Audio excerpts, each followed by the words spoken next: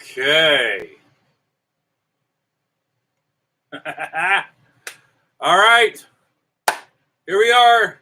It's another Sunday session. Excuse me. I'm hoping that this one works out in the garage. I know last time when we did a Sunday session in the garage, it did not work out very well. So I'm gonna try. I'm gonna make the ski. Look at the ski. All right. And my camera's here, and then the laptop's over on the workbench. So we're gonna likely encounter some technical, me screwing up the camera somehow. But we are gonna be moving the camera around. So what I'm gonna do to not confuse YouTube is I'm gonna put my hand over the camera and then move the camera and then pull my hand off, and that way it doesn't freak out the signal.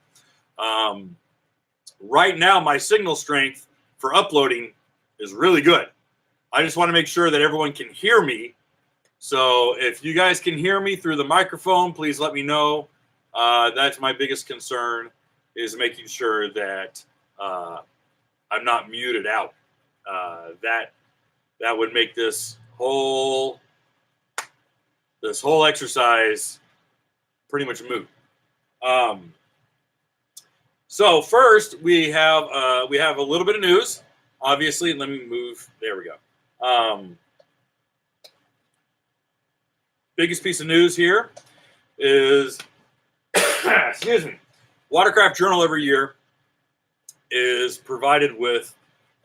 Actually, we're provided with a lot of different test units, but when it comes to CDU, we're really only given one long-term test unit, one that we get for a whole year. And all through the, spring, summer, fall, winter, back into spring, and we just ride. And then Yamaha's been really tight, obviously, with everything going on with Yamaha. I understand they want to get what units they have out to the people as fast as they can. So that's obviously the biggest concern there. And so we're probably not going to be getting a long-term test unit from Yamaha this year. Kind of a bummer. And then Kawasaki came back to me and they said, dude, we normally give you whatever ski you want, but quite literally every single unit that they're scheduled to produce this year has been sold to a dealership. So even corporate, the corporate media team, he's like, I've got 2 runabouts and 2 stand-ups for the whole year. He goes, that's all I got. So he's just kind of like, I can't give you a ski, man. He goes, I can get you a ski for like a week. He goes, if you wanted to come out, that'd be even better. He said, but I can't give you a ski for several months.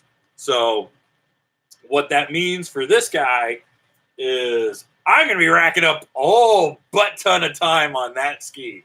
Because normally I don't get to rack up a lot of hours on a ski because I'm rotating through a lot of different units. I just am. And with basically the docket being wide open, my goal, and you guys are going to laugh and be like, oh my gosh, you're so lightweight. I can't believe you're even saying this. But my goal is to get 100 hours on this ski. My goal is to get 100 hours. I've never put 100 hours on a ski at the Watercraft Journal. I have personally, but not the Watercraft Journal. We've just chewed through too many units that I just can't. I don't have the time to do it. So, I think I think my record right now is like 38 hours. I'm not joking. And so, what are you going to do? All right. Well, let's get into it because we're going to get real noisy and we're going to throw some sparks. Here is our Waterbox. This was provided to me by a reader. And he My description is incorrect, guys.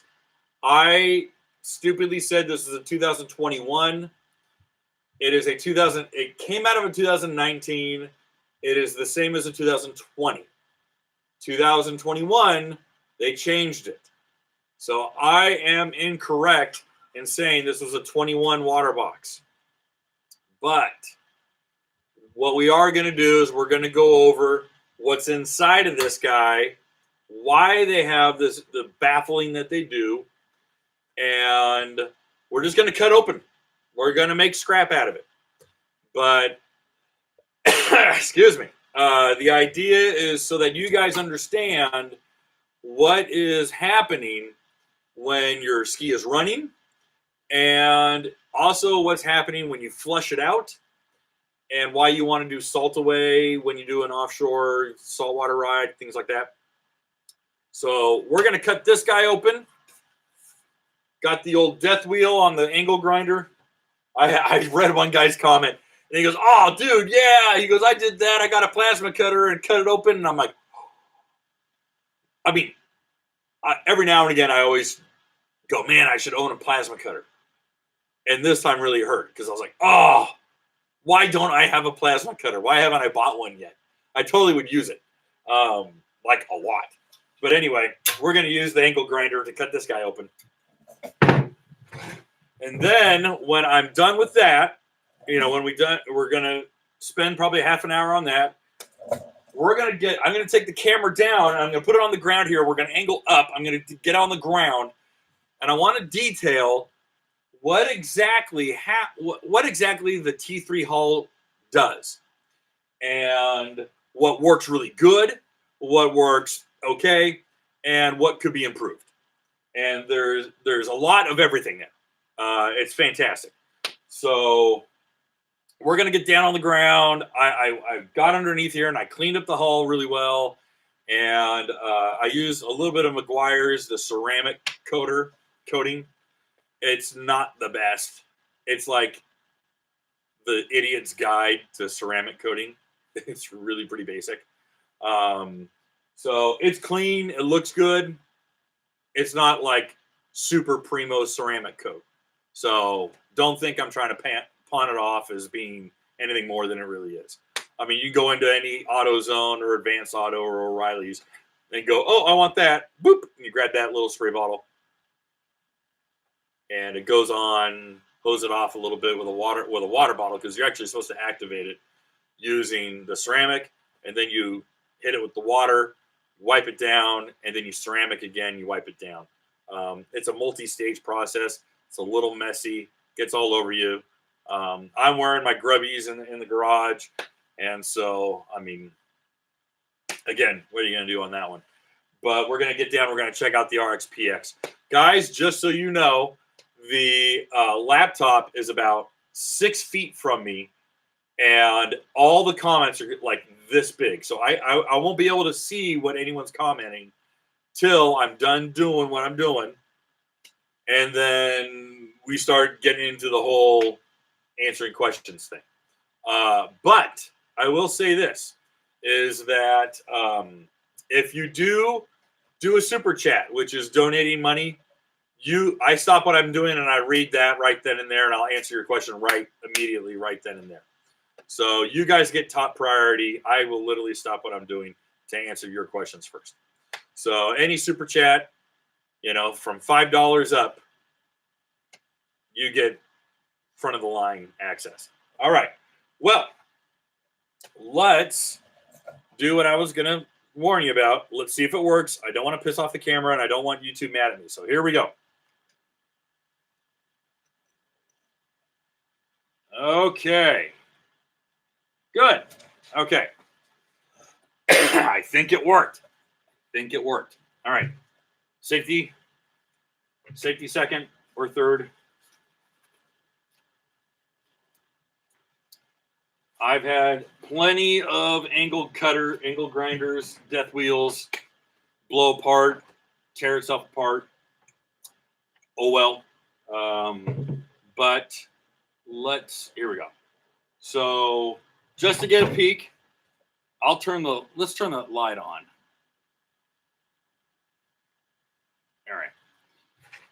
if you can look inside of here, you're going to see some baffling. Okay. Oh, you know what you're also going to see? A whole bunch of packing peanuts. Guys, I'm not joking. This thing was absolutely crammed. I mean, crammed full of packing peanuts.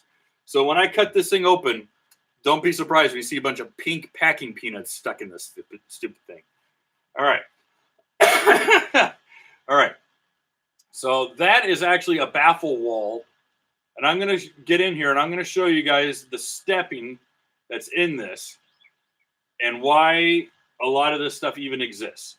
But we're basically, all I'm going to do is I'm going to scarf the front off. I'm just going to cut right on the weld line, on the inside of the weld line, pull the cap off. We're going to look on the inside. I'm going to flip it around. I'm going to do the exact same thing. And we're going to just check this guy out. Okay? And we're going to describe what actually happens while your ski is running. All right? This is technically the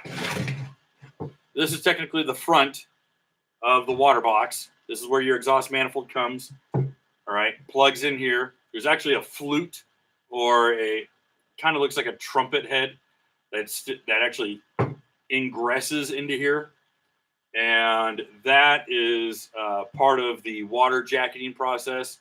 And we'll get into it. But let's make some noise and throw some sparks. All right, it's gonna get noisy.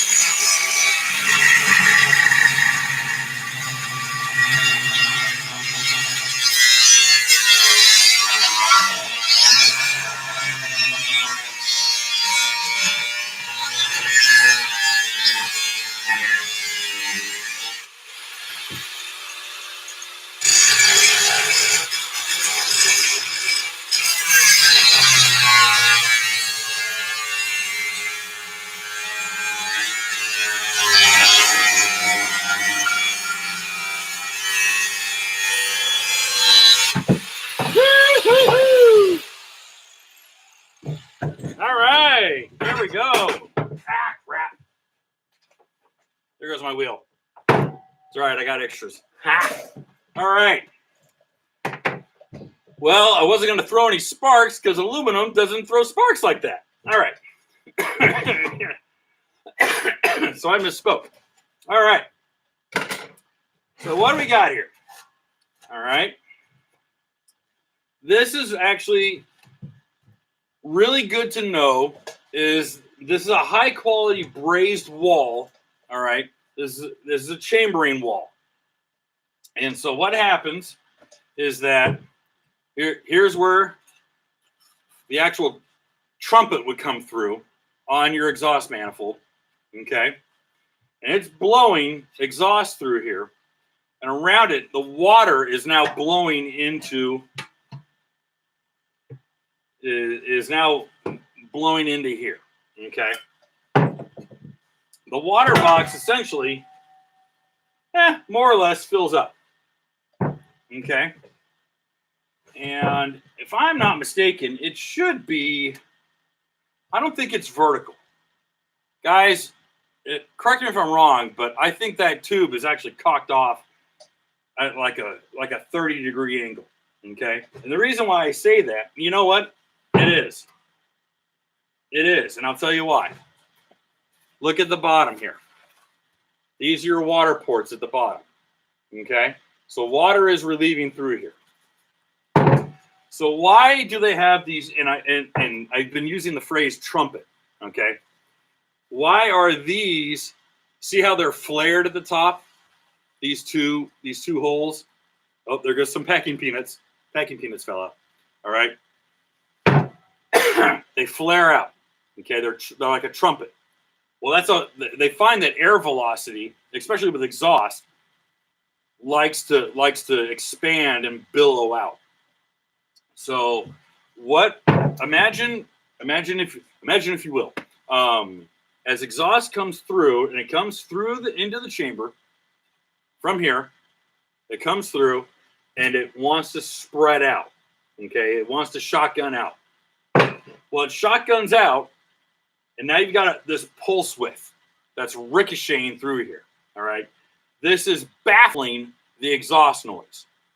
So then your high pressure from your exhaust pushes as much exhaust as it can through here. So we have both the material, it's microscopic, but the material of exhaust being blown through, and then you have the sound waves. All right, and the sound waves are also being pushed through as best as they can. Sorry, I got this thing backwards. And so they're almost vertical. You have a high and a low. Quite literally a high and a low. Okay? And then you got your water ports at the bottom. Right down here. So, oh my gosh. This thing is so full of packing peanuts, guys. All right. Let me change out my wheel that I destroyed. I'm going to unplug it. Don't want any mistakes. I like to keep all my fingers. There we are. I just lost my keyway. Like a dingus. And my fresh wheel. Tighten that down. There we are. Okay. All right. So this is actually fantastic. I'm actually really happy with the coating. All right. The coatings that you see inside of here, all right, it is a it's a brazed anodizing. It's, believe it or not, it's similar to what you see on old Holley carburetors. It is that kind of gold, greenish gold. That is a high temp. It's a fantastic high temp anodizing, chemical anodizing that is actually really nice. So I'm really happy to see that. Oh, by the way, this is actually really funny. Look, it's actually it's not perfectly round. It's an oblong because it comes in canted. So what they're looking at is making the exhaust. It's literally angling the exhaust, you know, instead of being perpendicular, it's coming in obtuse, and it's shooting that exhaust and the pulse signal sideways, so it has to ricochet around. So it's not terribly obtrusive. It's not heavy baffling. Obviously, chambered exhaust is going to have that kind of baffling, but woo, we got more packing peanuts. Oh, guys, there's so many. All right, let's cut the back off. There we go. Oh, safety first. All right, here we go, guys.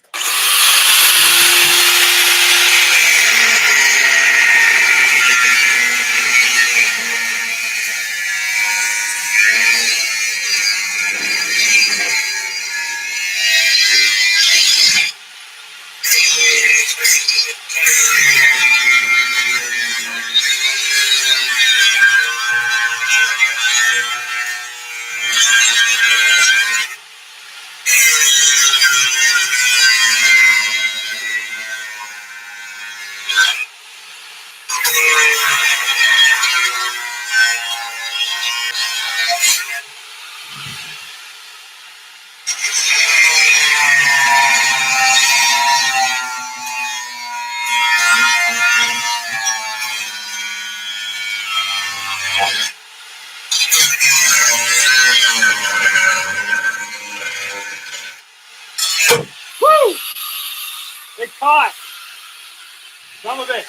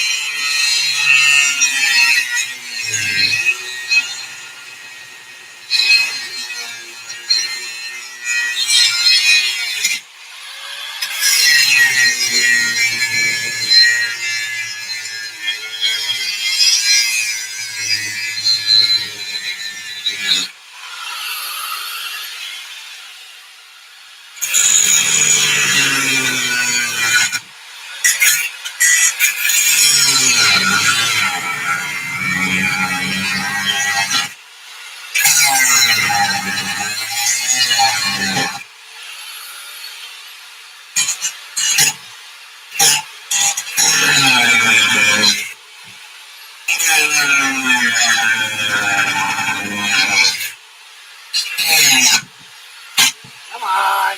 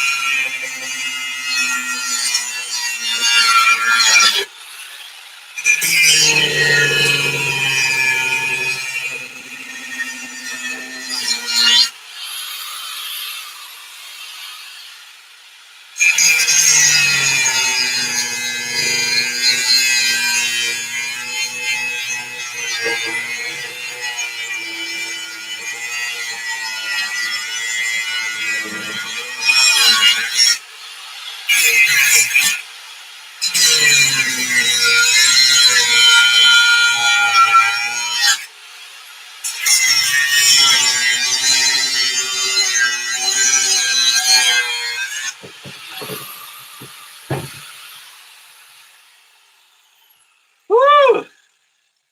This is the wrong wheel. This is for mild steel. Look at the teeth on it. Yeah, it was catching too hard. You guys probably saw it catch a couple times. Sorry about that. That first wheel was a better wheel. All right. So, here's our back.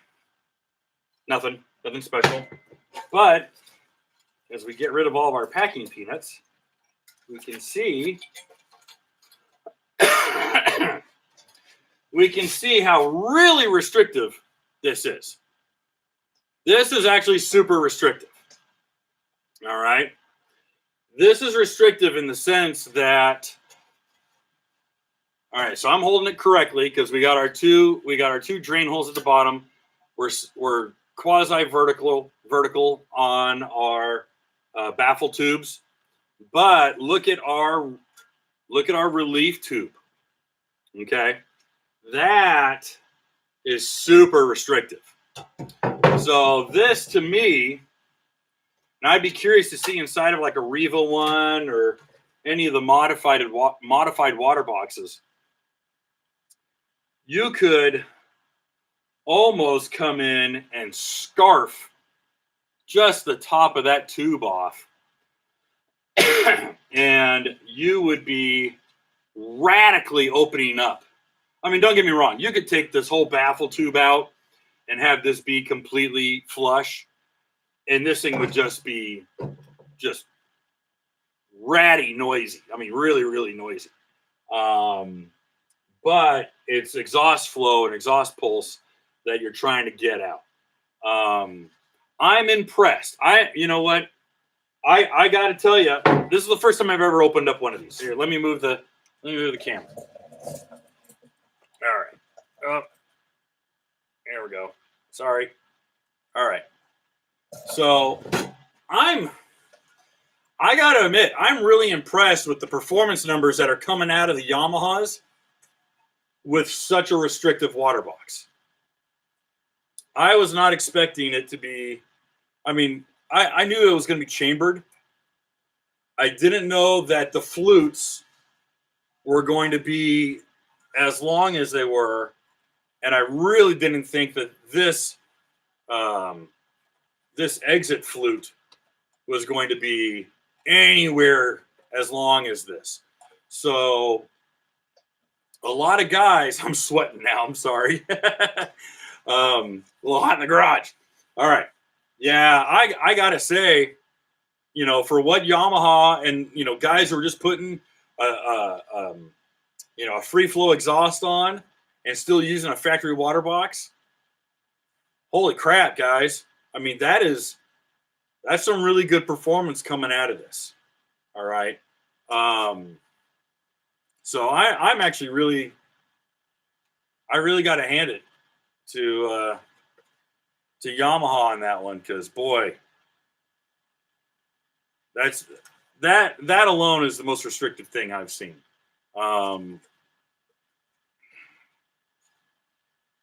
Yeah, I don't see any other way.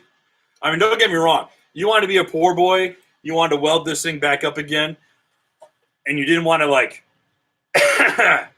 you really didn't want to get caught cheating. I would just pull a Dick Landy from 1965, and I'd Swiss cheese everything. I'd Swiss cheese. I would make this thing look like a rifle cooler, and then just Swiss cheese all the baffling here. Just sit there with a drill bit, just going crazy with a drill bit on that, because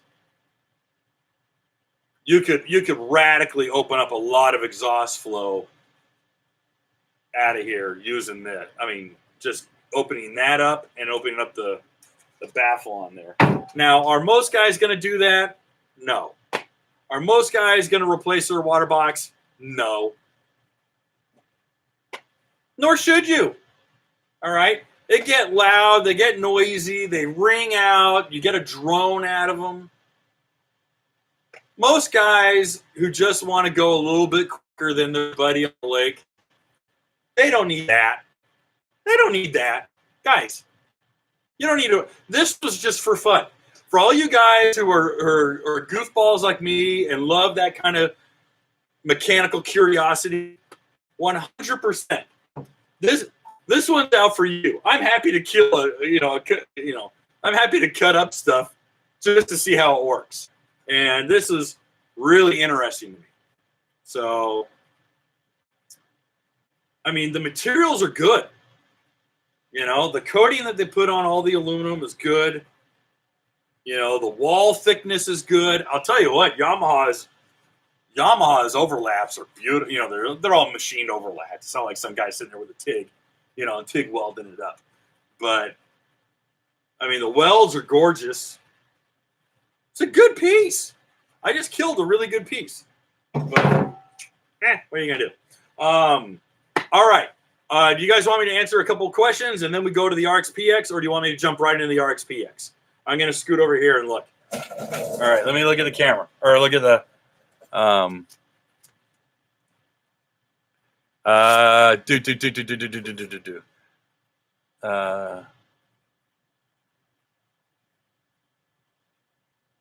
Test it on a ski. I'm not putting that thing back together. Screw that.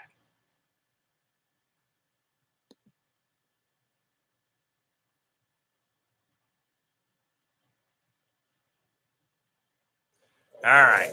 Well, what do you say we go crawl around on the ground a little bit?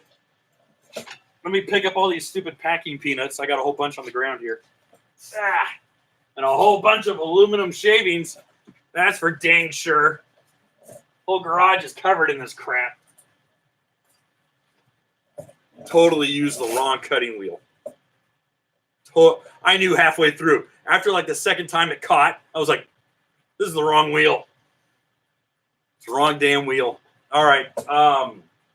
Let's see. I have a couple really good LED lights I'm gonna bring down here on the ground with me, and then I'm gonna do my stupid hand thing over the camera so it doesn't freak out YouTube. But give me 1 second. Okay.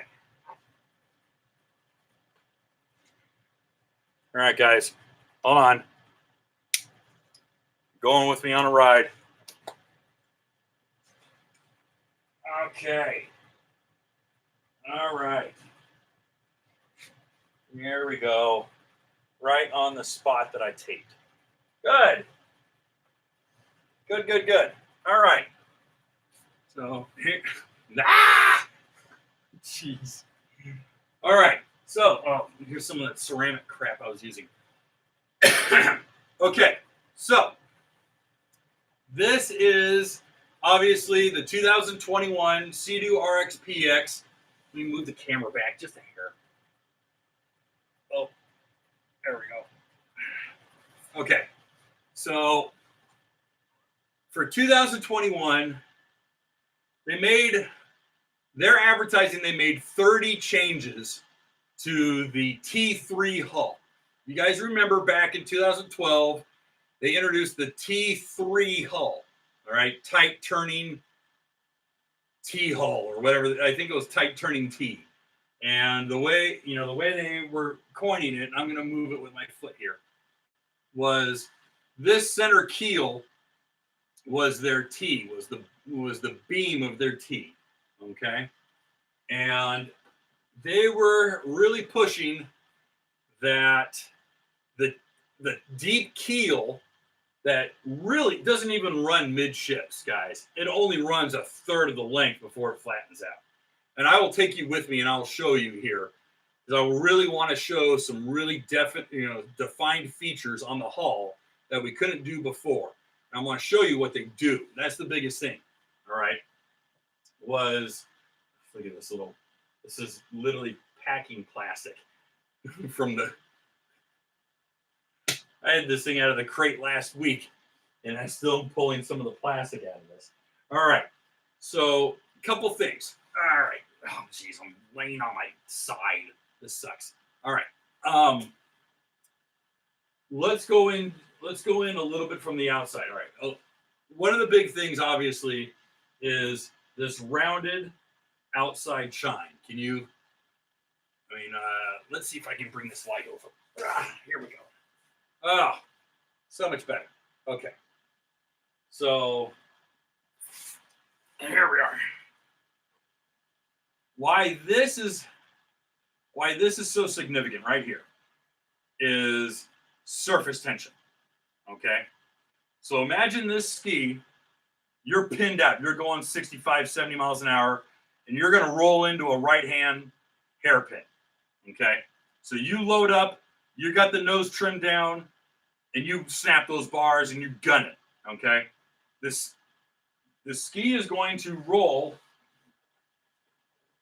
Okay, it's going to it has a natural inside lean, and it's going to want to roll on this edge. Okay, this is your outermost chine. Now, what's funny though is that this part right here, if you're going that fast, you honestly don't have a lot of water contact right here. Not yet. Okay, because you're down here. You're going so fast that you only have this much ski in the water. So when it turns and it wants to lean over, suddenly you have to have wetted surface to get this part wet and to make a turn. By the way, I am so far away from the microphone. I want to make sure you guys can hear me. But I'm going to start yelling now. But so I want you to understand something. Is that there's almost no lifting strakes in this whatsoever. It is all wetted contact surface. So as you can see, here's our shark gills. All right, this is the big marketing saw blade shark gills. Okay, why is this important? Again, when you're going at speed and you're hauling butt, this ski is pretty much only contacting to about here in the water. This above, from this lip up, is dry in a straight line. You guys can see pictures of people hauling butt, and there's very little hull in the water. Okay? So they cut these shark grooves, these shark fins, or shark gills, whatever they call them, okay, right at the contact point. Because when the ski leans over, it's going to hit this shelf and it's going to slide into that shelf. All right, it's actually going to step. You can feel it roll into it. It's jarring. Okay, it's not the best feeling. It's not natural.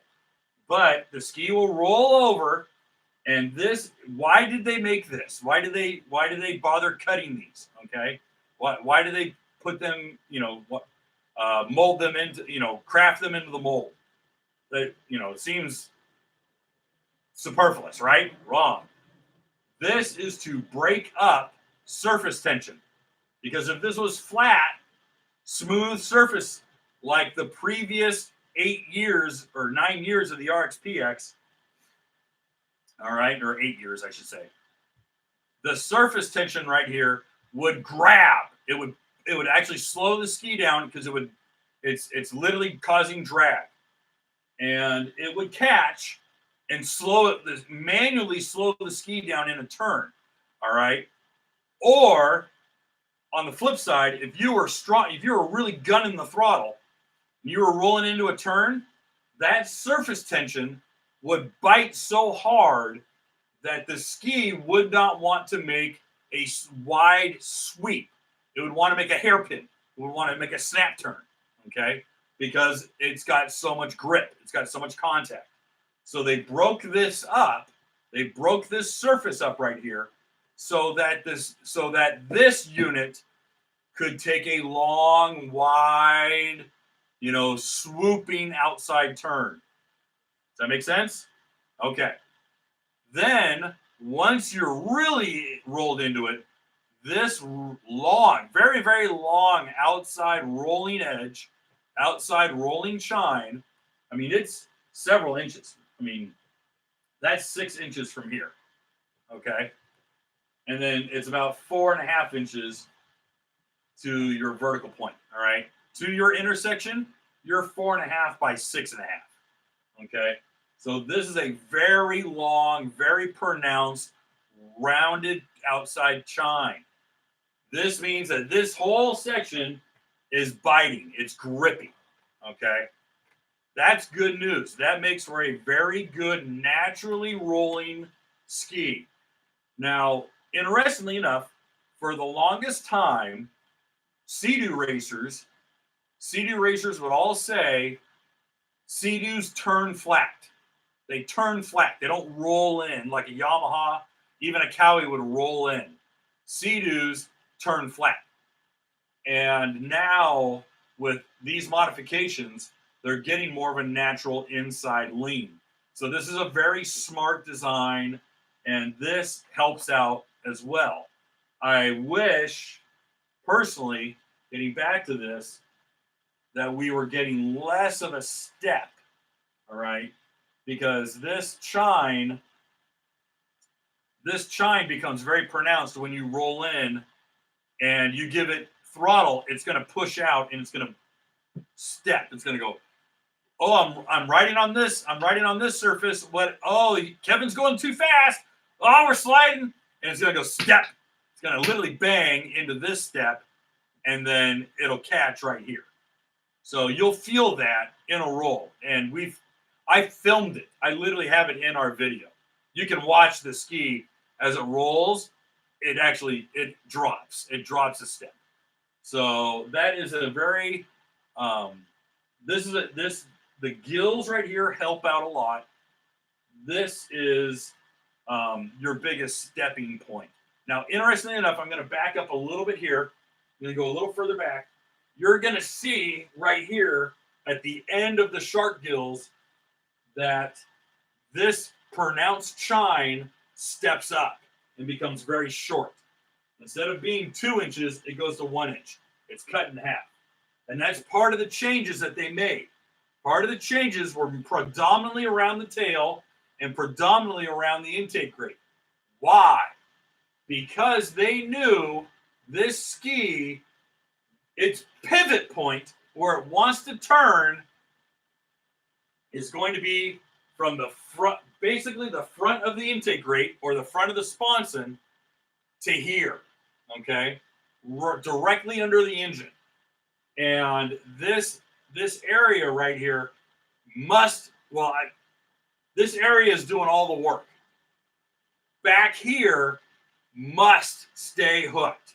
If it's not hooked, you're toast. Your turns are trash. You're washing your tail out. You're doing spin outs, and you might be ejected. So that's why they did so much work around here at the tail section. They stepped in this chine, and they stepped in this strake right here. There is a small strake that points down and leads into the ride plate. So these are all really, really good. These are all really good things. This I would even out personally. I would roll this in because you do have negative space right here. And that negative space could cause the negative space right there can cause drag and can cause cavitation. All right, cavitation is just water turning into bubbles. All right, basically, that's a really simplistic way of phrasing it, but that for right now, that's basically the easiest way I can describe it. Now let's talk about the bow. I'm going to go up here to the bow, and I want to talk about some of the stuff that's going on in the bow. So let me crawl up. I'm going to crawl around. Okay. So the biggest things, you're not going to really, I don't know if you're seeing me or not, but who cares? You don't need to see me. There's two major problems with the bow of the RXP-X. And unfortunately, it shares a lot of this DNA. Oh boy. That ceramic stuff is so gooey. Ugh. All right. There's a lot of intersecting angles up here on the bow. We have a lot of intersections. All right. And the problem is with the intersections is that the intersections don't have a lot of natural flow. Now, here's the thing, is these kind of hard edges, these are what give you your splash deflector. These are what I can't see. I can't tell you guys. You're just seeing my sock puppets. Hi, Kevin. I like jet skis. So these are your splash deflectors. All right. Most people are not going balls to the wall, full throttle, Erminio Iron Tosca, hardcore racing. Most of you guys aren't. All right. I just got to accept that. Most of you guys are going 35 miles an hour. So these splash deflectors are what give you your dry ride. And that's why so many people like the ST3s and like the RXP-X, because like, it's a dry ride, but it's sporty. Okay, fair enough. Here's the problem. Excuse me. Is we have, not only do we have negative space, we have so much negative space right up here. Please tell me you can see this. Oh, we can't. Crap. I got to scoot this back. All right. All right. Here we go. Move that up. Okay. We have negative space here and negative space down here. I want to make sure you guys can see where I'm pointing. Okay. There and there. Okay, good. So that negative space, now obviously if you're going full throttle, it's not a problem. Okay. Especially up here. That's mainly your splash deflectors are up here.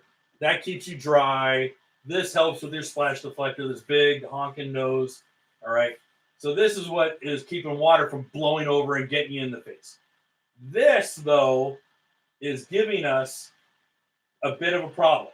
All right. And you've probably, geez, let's see. All right. Right here, here we go, right there. Right here is the biggest problem with the current CU bows. And the problem is that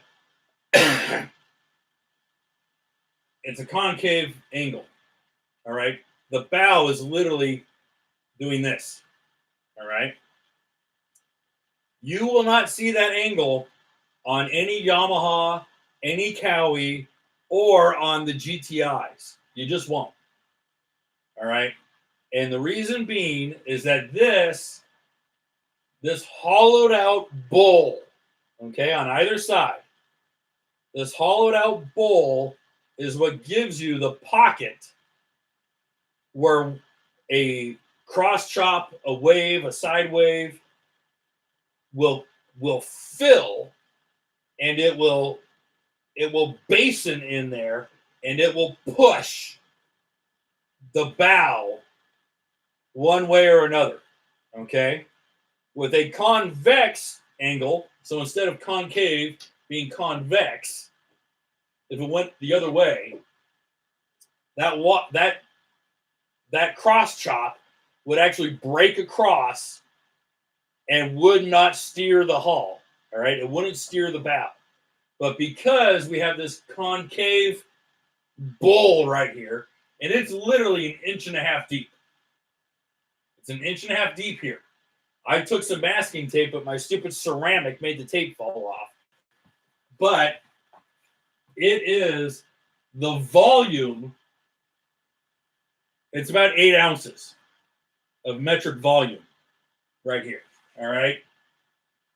That's a lot of volume right here that is applying pressure to either, my ring, I shouldn't be banging on. It's applying pressure to the bow. Okay. Now, most guys, like you see Randy Cabrera and a bunch of other guys who ride ST3s, they trim up. They just take the nose and go rip, and they trim up so the nose isn't really touching the water all that much. Excuse me. That helps. I mean, that just helps. But in big surf, there's no trimming that's going to save your butt. There's no amount of trimming up that's going to save you from encountering that. So this is the most problematic area that you see on the ST3 and the RXP-X. All right, that's all I'm going to do here laying on the concrete. I'm going to get up, unless you want me to do more sock puppets. I can do the rest of the podcast like this if you want me to talk like that. That sounds great, Kevin. Let's do it this way. All right, let me get up. Alrighty.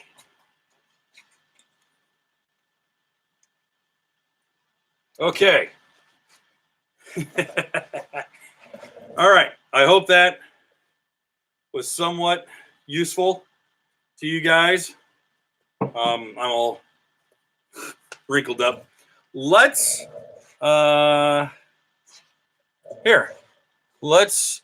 get some questions going. All right. I want to answer everyone's questions, so I'm gonna get laptop over here. Let's keep the ski in the picture. All right. Here we go. Here we go. We're moving. There's the kids' bikes. There used to be cool cars in my garage, and now it's full of kids' bikes and Sea-Doos and all sorts of stuff. All right, guys. All right. We're going to start answering questions.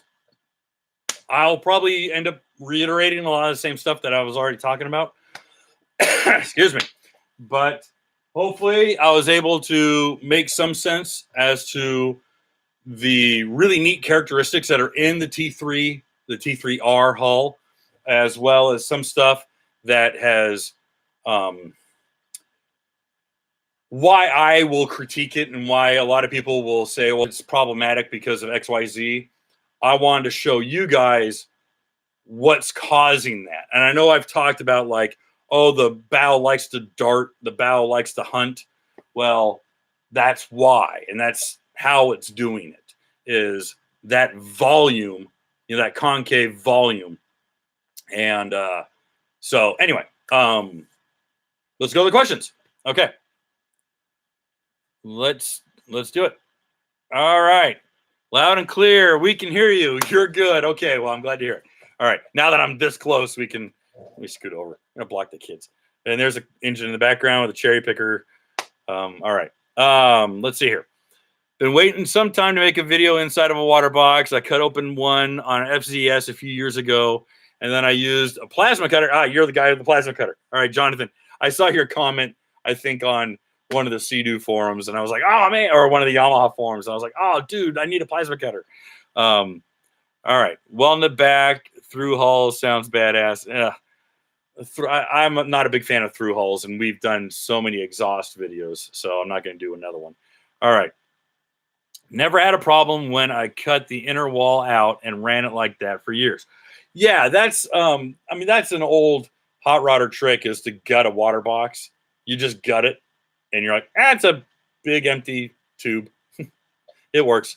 Does the Riva water box work better than stock FX SVHO water box with free flow and stock tune? Can Kimmy, good question. I mean, obviously, you're probably going to get more flow and you're going to get a lot more noise. But I don't think you really need to go that far unless you are just hot to trot and you got to have the fastest thing out there. Yeah, you're going to get a lot more exhaust. You know, you're going to get a lot more flow, exhaust flow.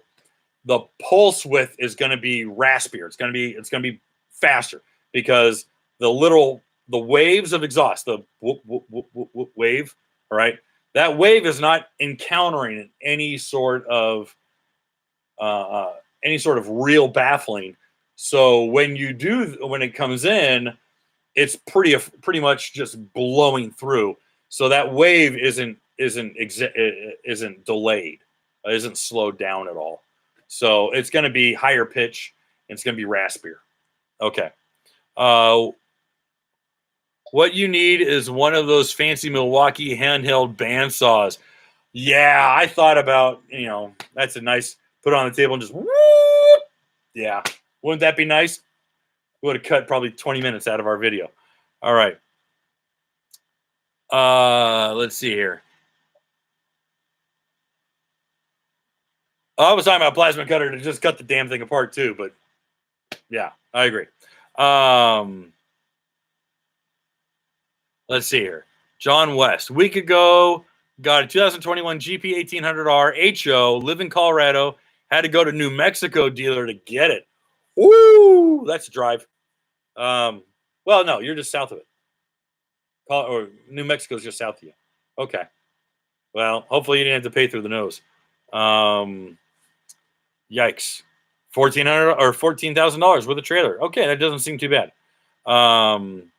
Let's see here. Scott writes, Sea-Doo to 230 and 300 have same engine.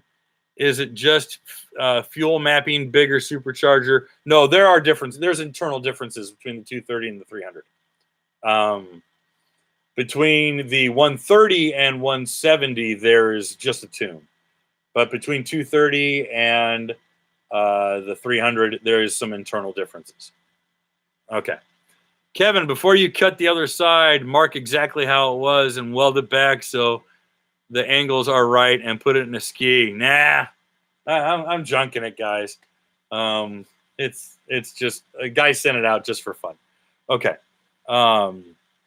Anthony writes. Okay, he's asking another guy a question.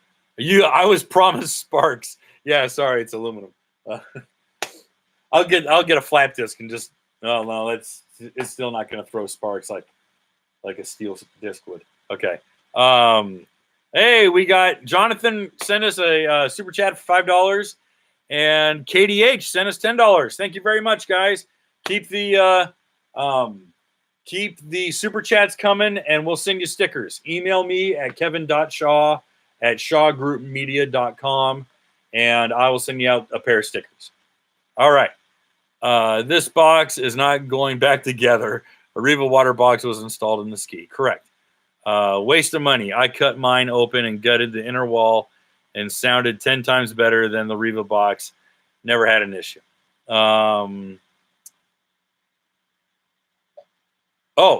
Good question.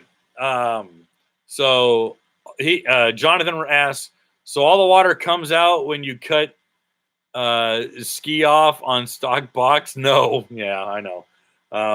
It's still gonna have water in it, guys. Even if you blow it out, you sit there and wring it out, there's still gonna be water in the bottom of it. That's why it's so important when you do a saltwater ride, that you gotta do a salt away, because that salt away flush is going to stay at the bottom of your water box. All right. That water lingers. That water sits there. All right. It's dormant. And it's not a lot. It might be an inch, might be less than that. But the problem is you want to have that salt away in there so that it's not just salt water corroding your water box. Okay. Let's see here. RXP-X. All right. Yeah. If you want to send it to me in Knoxville, I'll Swiss cheese that water box, take it back, and we can see what the difference is. I don't have the yellow 2020 anymore. All right, I had to give that one back. In fact, I gave it back 2 days ago, 3 days ago. I had that yellow GP for 4 months, 5 months. We had it for a while. Okay. I got a lot of the same guys commenting on this thing. I mean, it was free. You already have the stock box. I wanted to see see a sound difference. Yeah.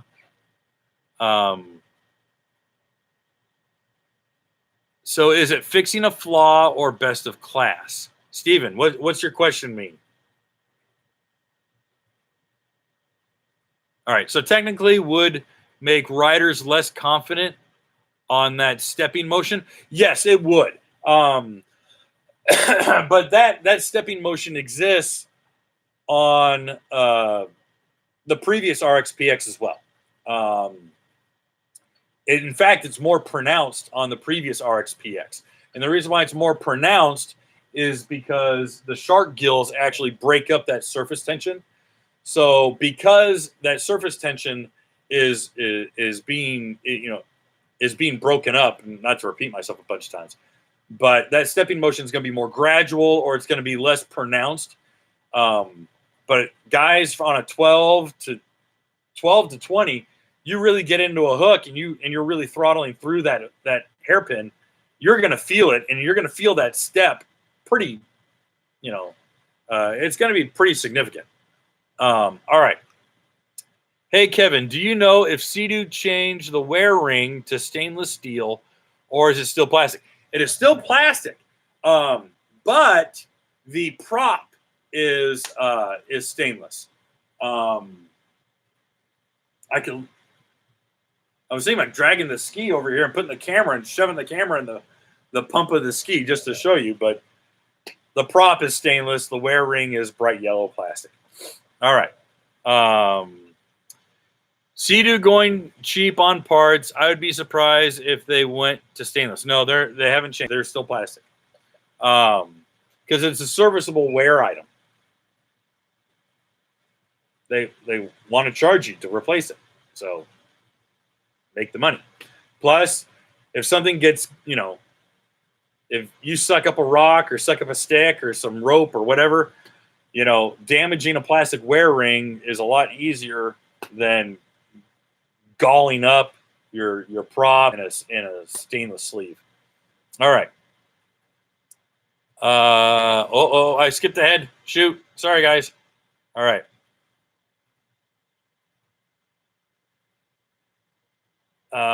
Big honking nose. Yeah. Those shark gills belong on a tiger shark. So basically, Cowie is still the king of offshore. Well,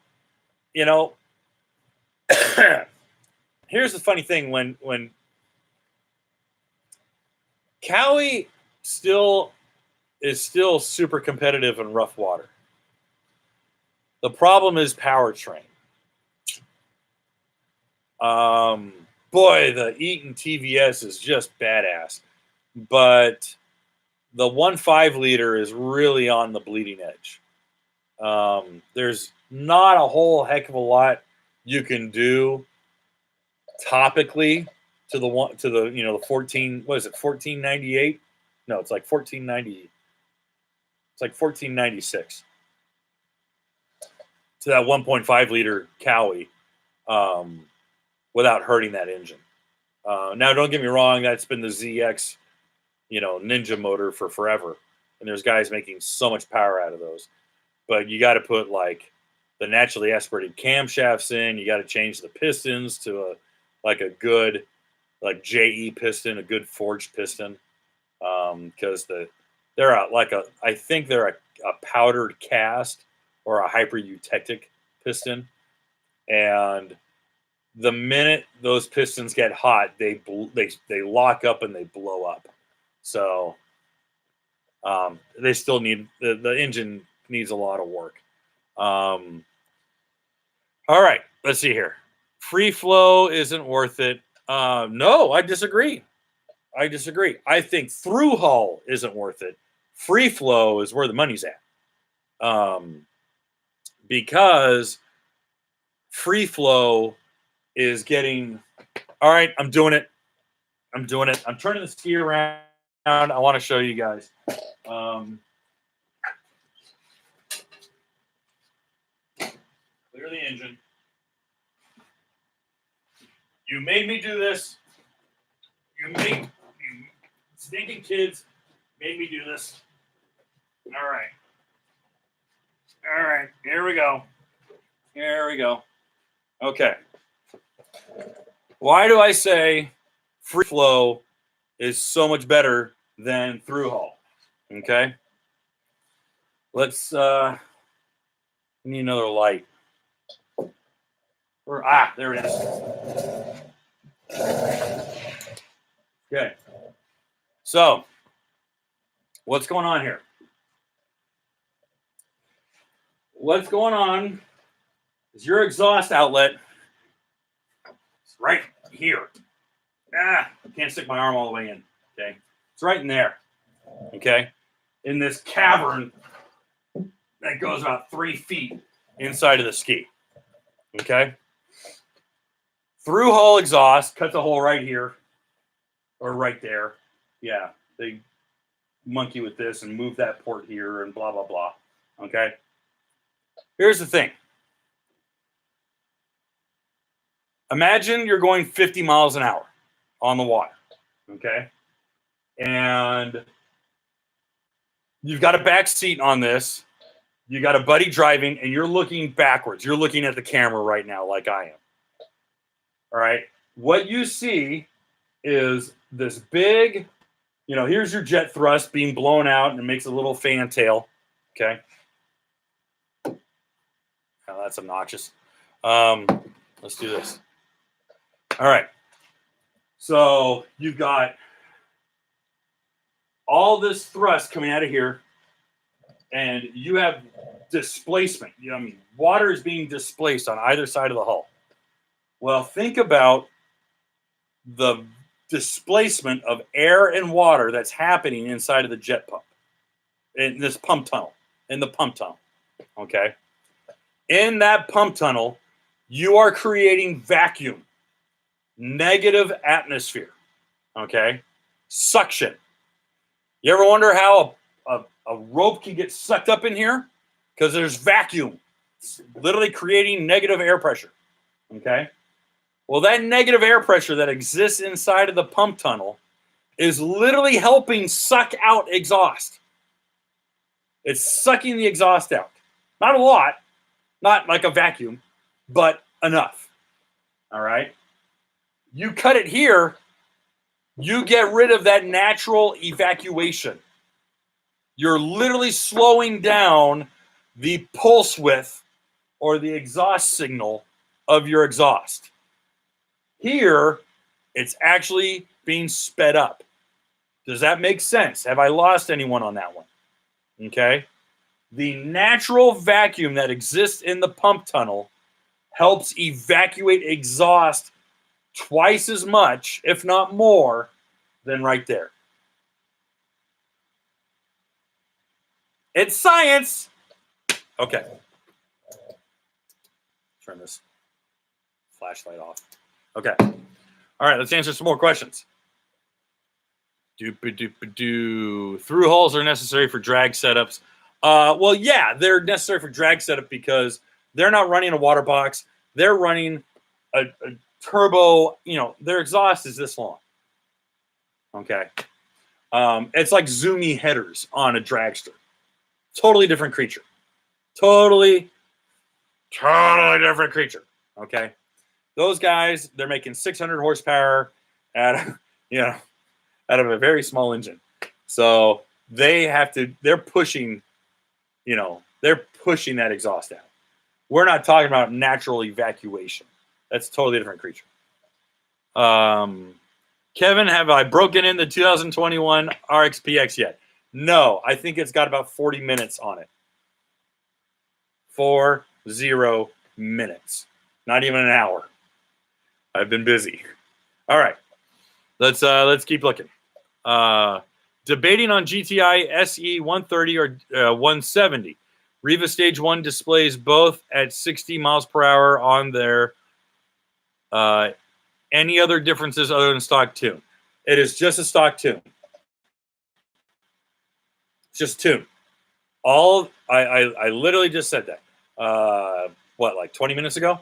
The only mechanical difference between the 130 and the 170 is the tune. Just get the 170 and leave it alone. Don't tune it. Don't modify it. Bah, leave it alone. Just enjoy the ski.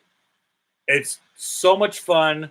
It was one of my favorites. I begged Sea-Doo to let me keep it an extra year. They couldn't let me do it. But honestly, it was one of the best skis that I've had the joy of having here at the magazine. So, all right.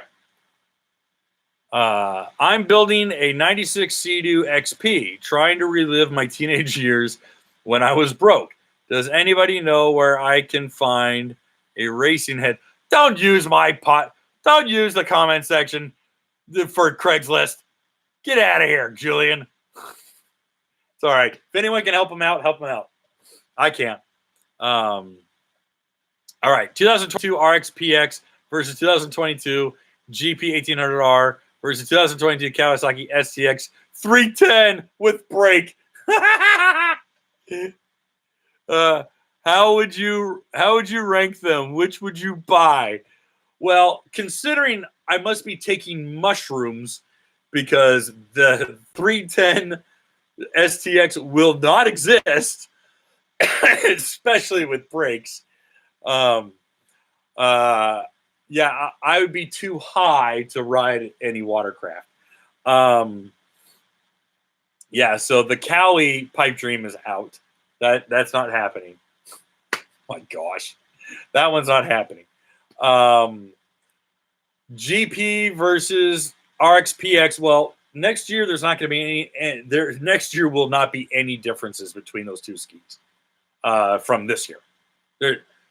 Besides colors, this ski is going right into next year unchanged. Same thing with the GP. They're two brand new units. There's going to be no differences between it. Ergonomically, this one's a lot of fun, but I hate the fact that there's so many premiums for stuff that is standard on the Yamaha. A back seat, a swim step. Choice of paint colors. There's a lot of stuff that are just line item premiums on the PX that do not exist on the GP.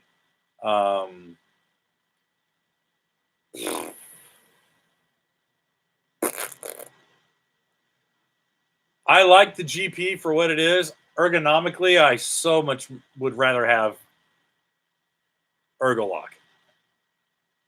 Ergolock is... Sea-Doo literally owns the market when it comes to ergonomics, guys. They really do. They really do. They own the market. All right.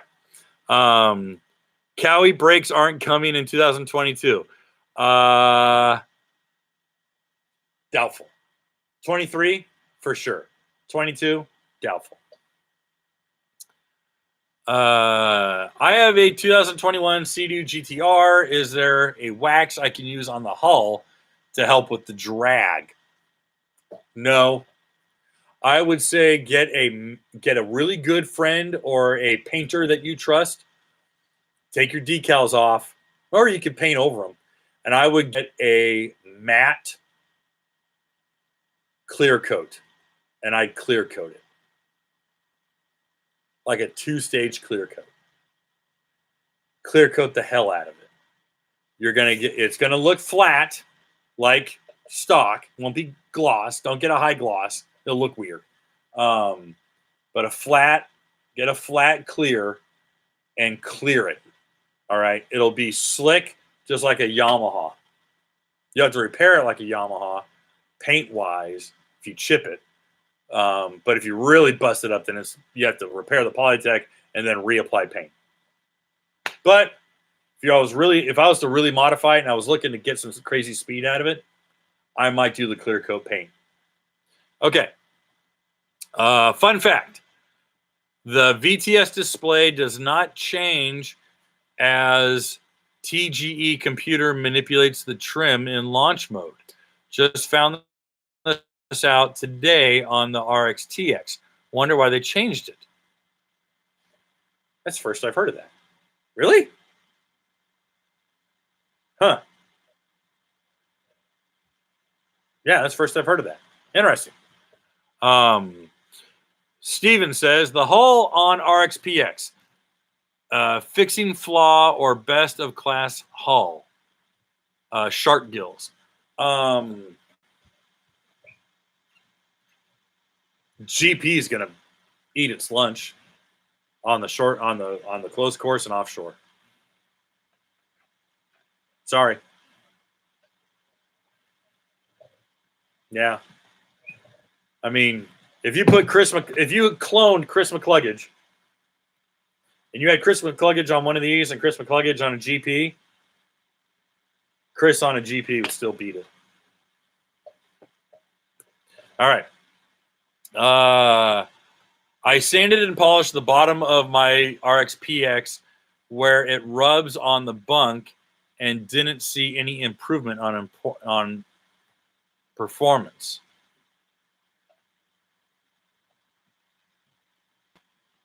I don't understand.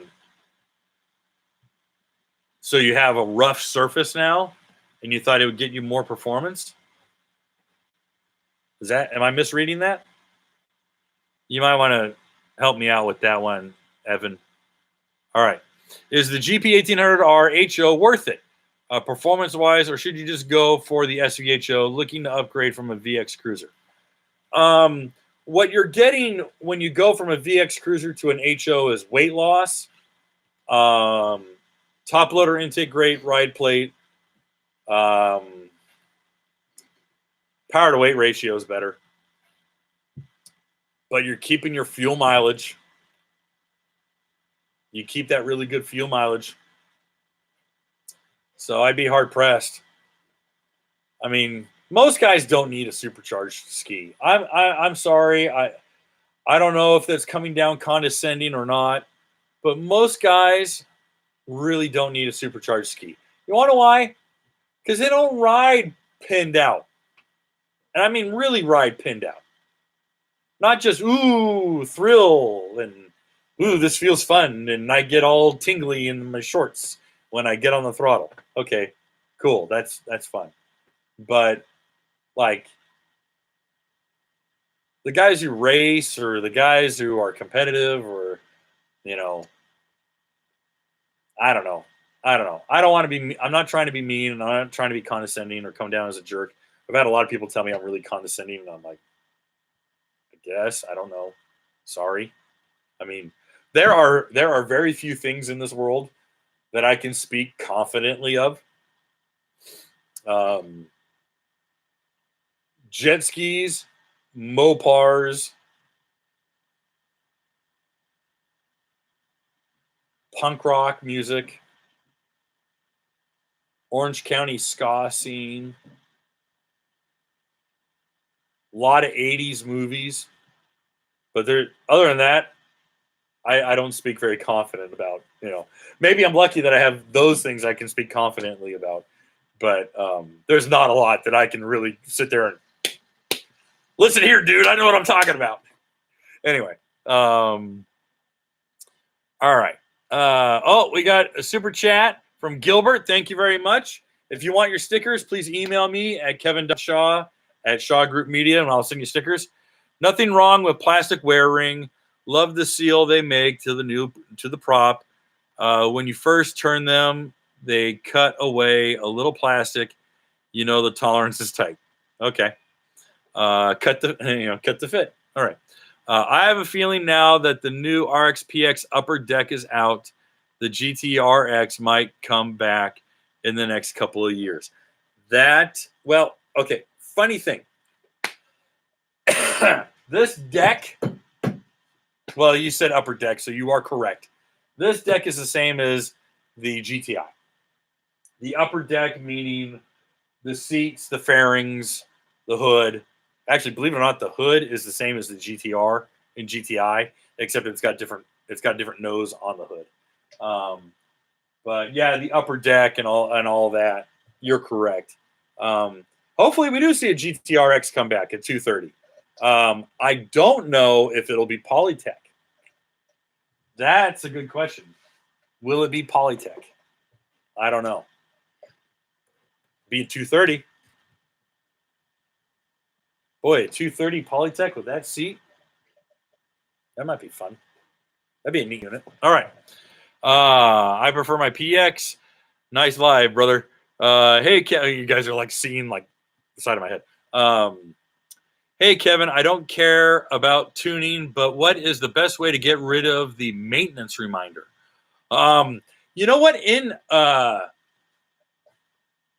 your manual, they do tell you how to get rid of the maintenance reminder, don't they?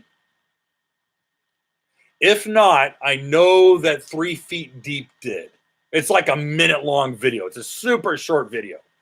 3 Feet Deep, the YouTube channel, did one, and it's literally just how to cancel it out using the buttons on your handlebars, and they'll show you how to toggle out and turn that off. I don't know off the top of my head. I should. I've done it twice.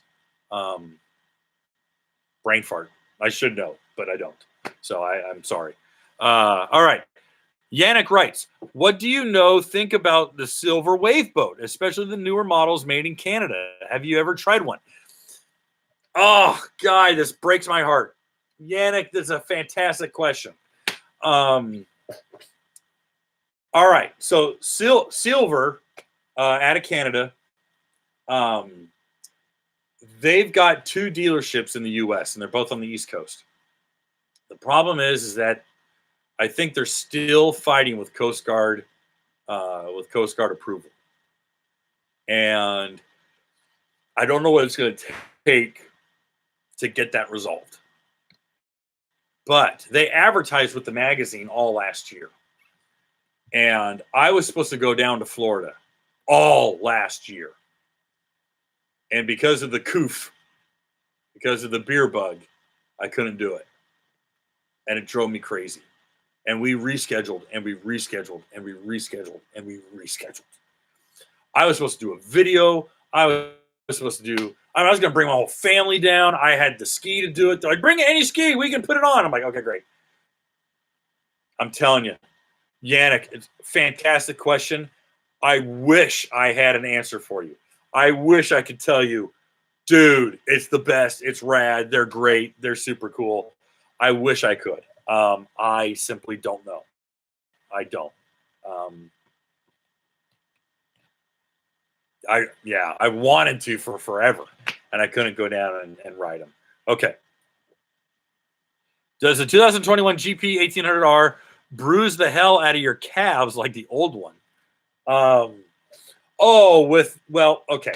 What was banging your calves on that one was the stupid back handrails, because they came up really high and they came up really forward, if I'm not mistaken. There we go.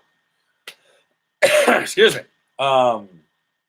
Yeah, that was kind of the biggest problem. Was the rear hand grips were these pokey little things, and they came like halfway up the back seat. They don't do that anymore because they totally redesigned the top deck. The seat's more narrow, which is, thank God.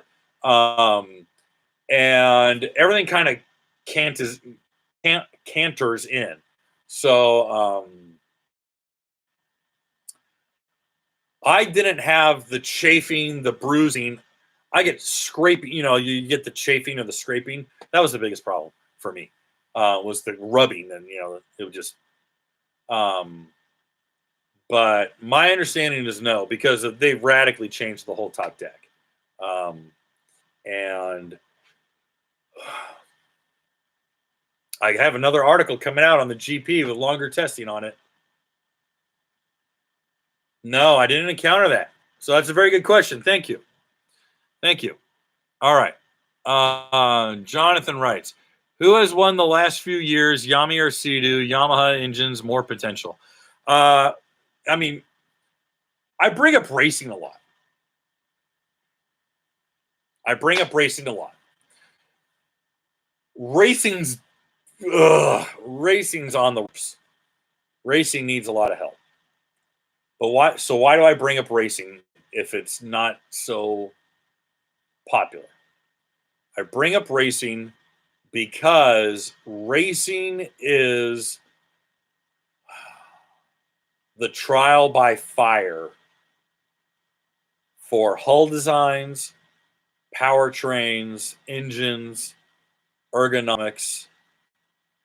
Everything that you see on a personal watercraft gets put to the test in racing, especially stock class racing. P-Aqua-X used to be more stock class. Now it's more of just like IGSBA stock class. But whenever I reference racing, it's almost always stock class. And it's with intent. And the intent is to say, this is what the premier athletes who are pushing these machines to the very limit are discovering. These are the things that break. These are the things that don't break. These are the things that they're getting more power out of. This is how they're improving on them. Blah, blah, blah, blah, blah. So that is really the best testing field that you could ever ask for, is the racing market. So that's why I bring up racing so much. I hope that helps. All right. I skipped ahead. No, I didn't skip ahead. Holy crap. Okay.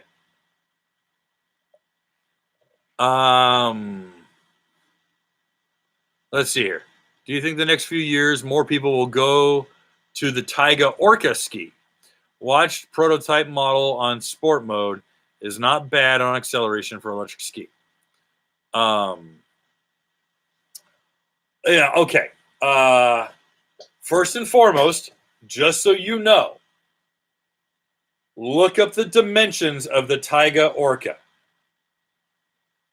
It's a Spark. It's a Sea-Doo Spark.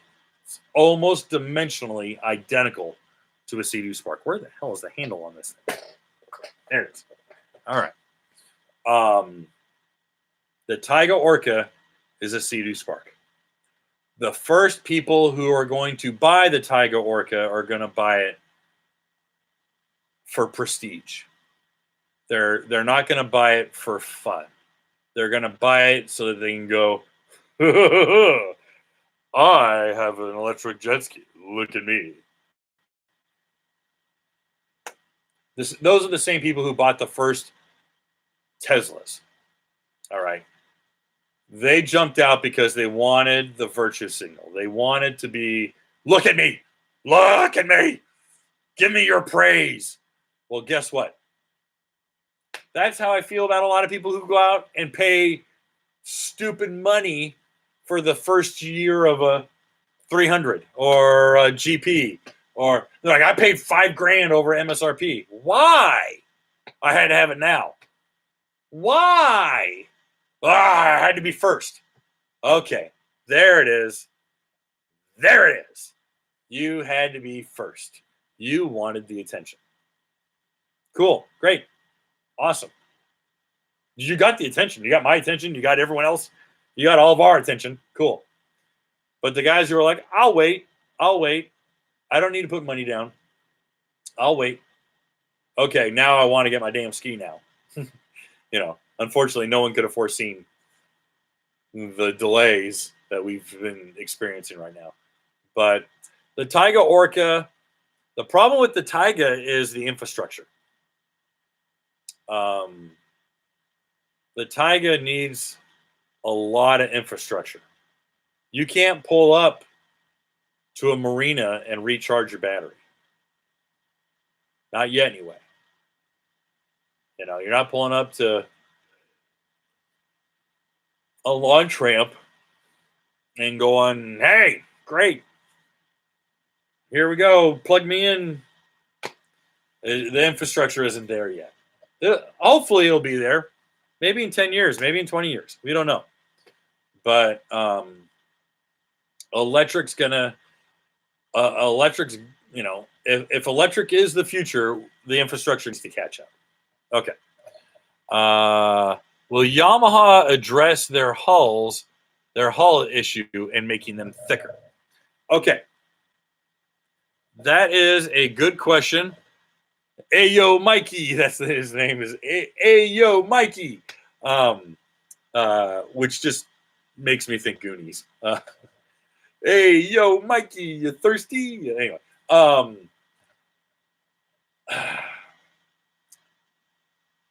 the issue with Yamaha hulls is not whether they're thick or thin. They're strong, and they haven't been cracking in the sense of breaking apart and sinking.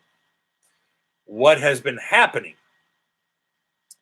is Nano XL is thin, but it's strong. And what happens when it's thin but strong?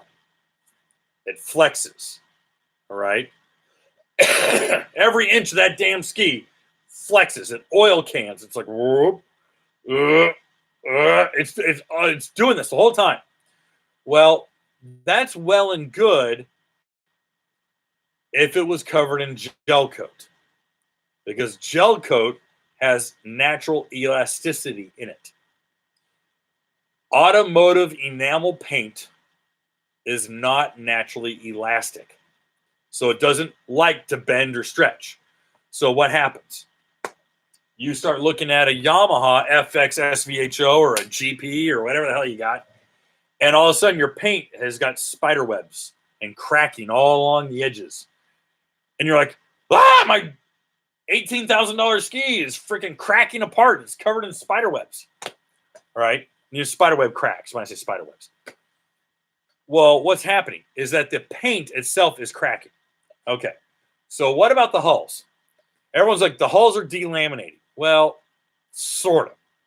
What's happening is because they're painted in aftermarket paint, because they are painted in automotive paint that is not elastic, all right, what happens is that paint weakens. The flexing is weakening that paint. And small fissures and cracks begin to develop in that paint. And let's be really honest, there's a lot of folks out there who just run those sons of bitches right up the bunks of their trailer. They run up the beach. They run up a sandbar. Just ring it up there and kill the engine, or they kill the engine and coast it right into the beach or whatever. Okay? Well, that's automotive paint you're doing that to.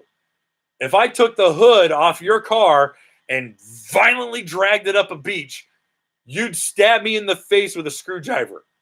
All right? For sure. Of course you would. Well, that's what they're doing with their watercraft, with their wave runners.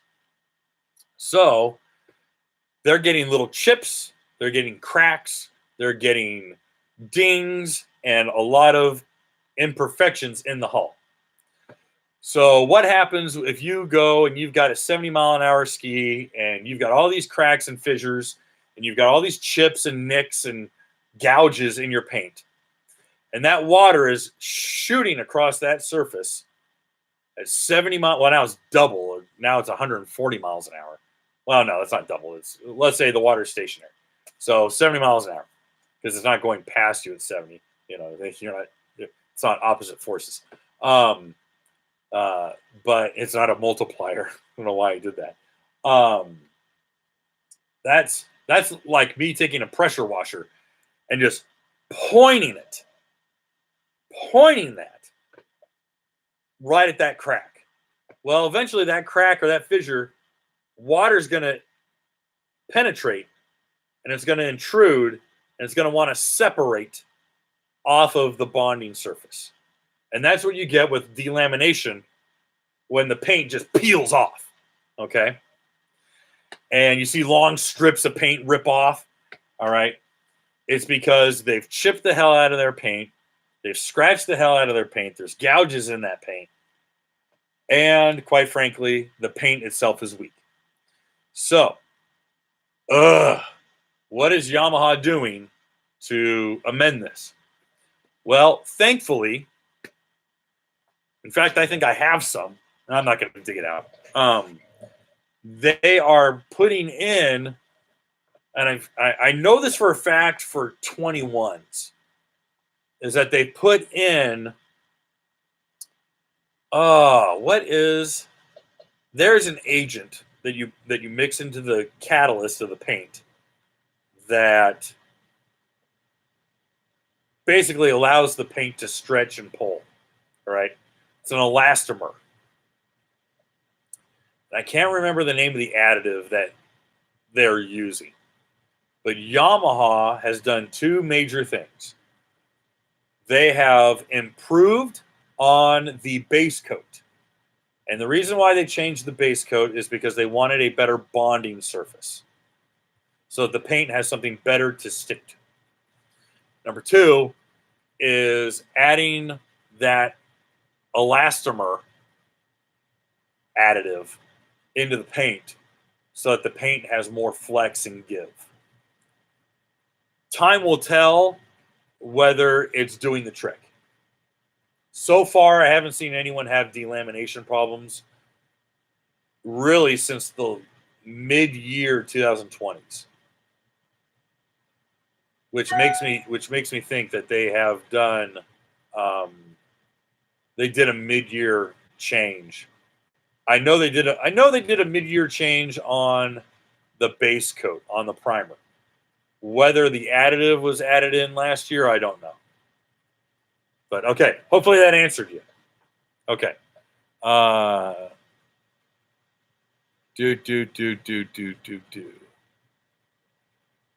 Give the guy the video a like and subscribe.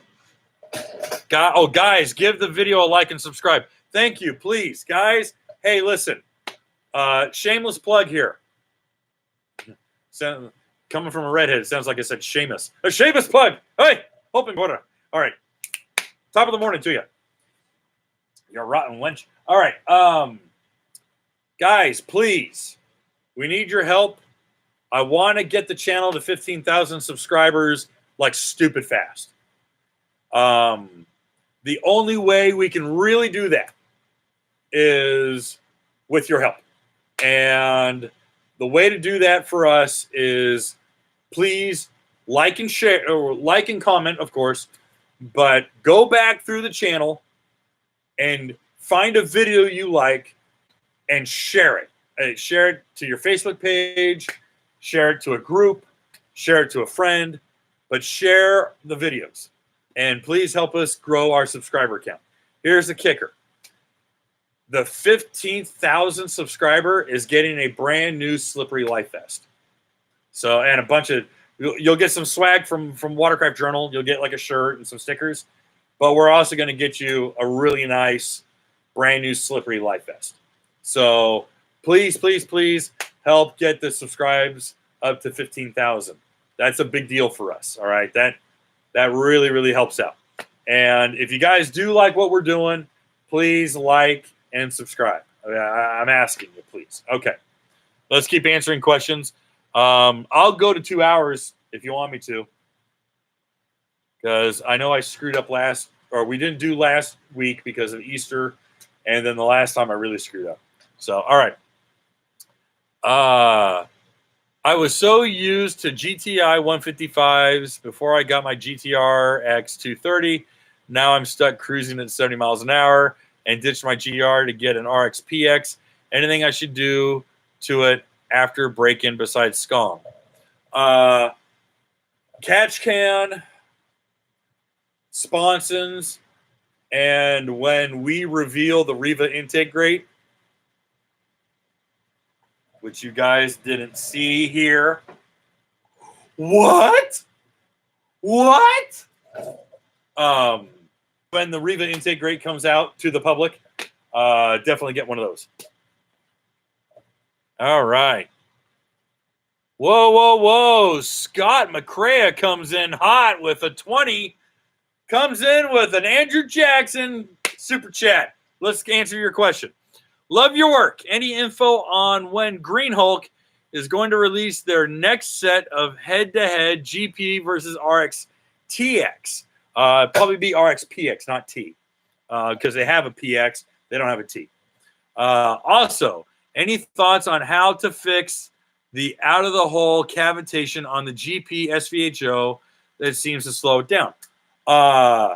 Yeah. Well, first and foremost, make sure you have the right transom plate. Yeah, that's been obviously the soup du jour lately when it comes to the cavitation problem. Intake great. And the initial launch, I know that Jerry has been working with Jesus Garcia at Riva, because out of the hole, the ski just is having a hellacious time hooking up.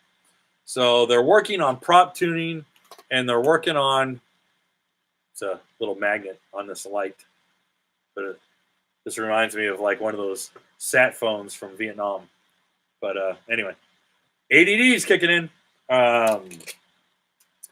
Yeah, I know that they're working on a prop tune, a prop pitch, and an engine tune that's really going to help that initial.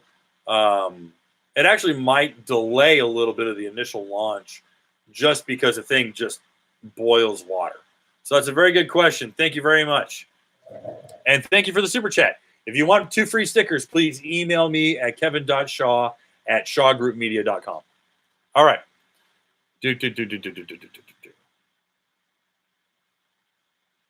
Oh, I got to go back. All right. So are the PWC racer guys that can't cut it on bikes and sleds? Oh, I don't know, man. I know a lot of jet ski racers who are dynamos on dirt bikes, and then there's a few jet ski racers who are car racers too. A lot of Canadians are both jet ski. There's snowmobile, Sea-Doo and snowmobile riders. Hell, look at the Jet X guys. Jet X out of Canada, dude, they're hardcore snowmobile riders, sled riders. So yeah, they're killer. All right. I mean, it was rough and all scratched up where the bottom met the trailer bunk. I polished it to make it smooth, thinking I can reduce drag a little bit. Oh, regarding your hull being scratched up, you're really not going to feel it in a stock situation. You're really not going to feel it. That's why guys who like spray rhino liner on the bottom of their skis, they're saying, oh man, it's great, it's awesome. Well, yeah, you're going 65, 66. You start getting up into the high 70s. I wouldn't do it. Not me. No thanks. I like surface tension.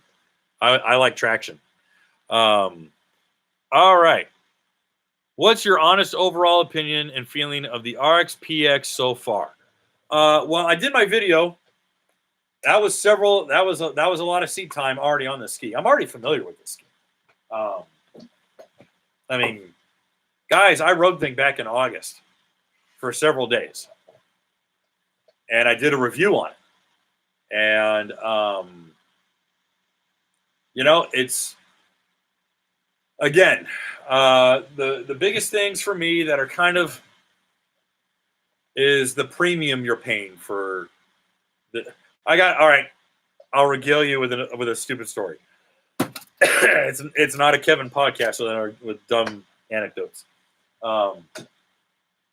So when we re-upped Sea-Doo for 2021, I was going back and forth, and I said, "Hey, listen, for the long-term unit, I think it might be good to do an RXP-X because that's kind of the hero. That's the darling of the year." And they're like, "Oh yeah, we were going to get you an RXP-X."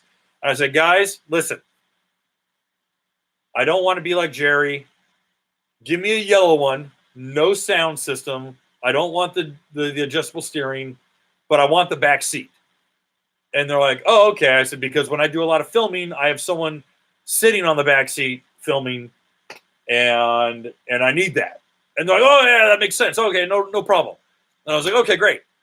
And then an email comes in the next day, and they're like, yeah, hey, so it's purple, and it's got sound, and it's got everything. And I'm like, oh jeez. I'm like, I don't need the top tier. I'm like, you're the man.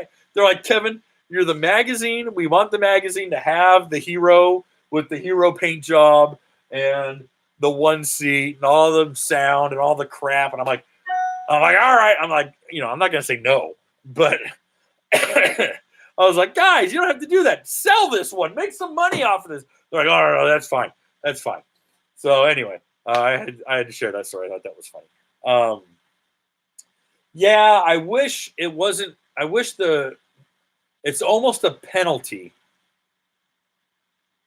So many things that you want on this, they almost penalize you for, like a back seat. I get it; it's a one-seater, but they penalize you. It should be an option. It would be nice if they said, "Do you want both the one seat and the back seat? Do you want one or the other?" And if you want one or the other, the dealer will just be like, it's a wash. You can just pick. I want the back seat or I want the sports seat. The $350 or the $400 for the paint. Don't get me wrong. I mean, it's pretty. It's a pretty color. My daughters love it. They're like, it's purple. So they're like, My Little Pony. So great. We got the My Little Pony edition. I thought it'd be funny to put a.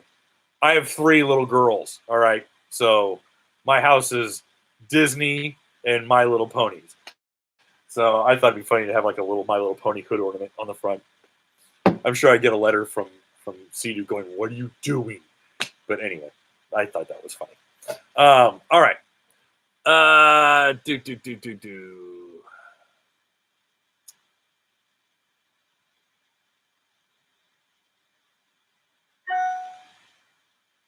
Sea-Doo pays privateers who get on the podium. Show me a podium. Pro Watercross just had their first race this last weekend. And I'll tell you what, dude, it was all Yamaha across the board. Because Arminio is now racing Yamaha too. All right. What's quicker? GP, SVHO, or RXP-X? RXP-X. Quicker to top speed? Heck yeah. RXP-X. We did the shootout. You got to check it out. We did the shootout. RXP-X. Because RXP-X and RXT-X out of the hole launch like a scalded dog. Those things just go, whoa! All right. Launch control on both the RXP-X and RXT-X work really well. Launch control on the GP doesn't work all that great. Jerry and I both fared equal. Jerry's son, Greg, could beat the launch control time every single time. So, yeah, launch control on the Yamaha. The problem is the Yamaha just needs to be feathered out of the hole because that pump just goes boom and just blows, and it can't bite at all. It can't hook. All right. Aftermarket paint. Yeah, sorry. I meant automotive. Dull screwdriver and rusted. Dull screwdriver that's bent and rusted. I got it. It's all you, bro. All right. How come all the dope-looking life jackets come out of Australia? I presume you mean Jet Pilot? Yeah, Jet Pilot's out of Australia. Slippery's out of the U.S. That's Thor. Parts Unlimited. Fly Racing is out of the U.S. Jet Tribe is U.S., but everything's made in Vietnam. And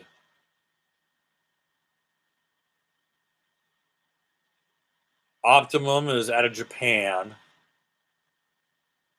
There was an Optima Racing. I think they're French. I might be wrong. Okay. By the way, thanks for your time and knowledge. It's very appreciated. Adam, you're more than welcome. Let's see here. Let's see. Yannick, you should draw it within all 15K. Not fair for all the 14.99 that were there before. Plus, I want a slippery, but still can't find one in Canada. Oh, do a draw? Oh. Do a giveaway? Yeah, we can do a giveaway. Yeah, that's a good idea. Let's do that. Okay, I'll tell you what. I'll announce it tomorrow on the YouTube channel, or I'll have my team do it. We'll do a draw. We'll do a draw for all 14,999, and then the 15,000 they'll get like a hoodie or a shirt. They'll get a care package from me, but the slippery vest will go to you guys. How about that? I like that idea, Yannick. Thank you. That's a really good suggestion. Thank you. I realize I'm looking at the laptop and the camera is right there. All right. What shows the intake grade? Come on. No. Need to do a Works versus Riva intake grade comparison on the GP. I'm pretty sure Jerry will do that. More sock puppets. I should get an actual puppet. I'll get it like we'll get like a sock puppet and we'll spray paint it. Or I'll get a pink sock and put orange hair on top of it, and it'll be the Kevin sock puppet.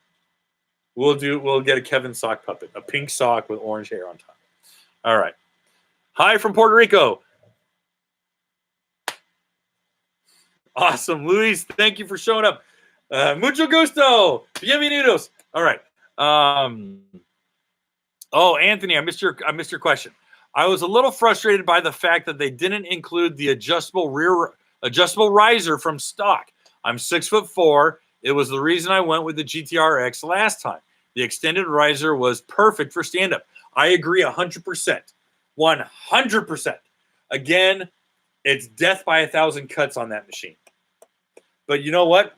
This day and age, right now, with the demand as it is, they can write their own check right now. They can kind of do whatever they want. So they kind of have us over a barrel. I'm not trying to be rude, but they kind of can do whatever they want. Okay. Oh, Dino gave us a super chat, $5. I'm here to hear the answer of which 3-seater I should get.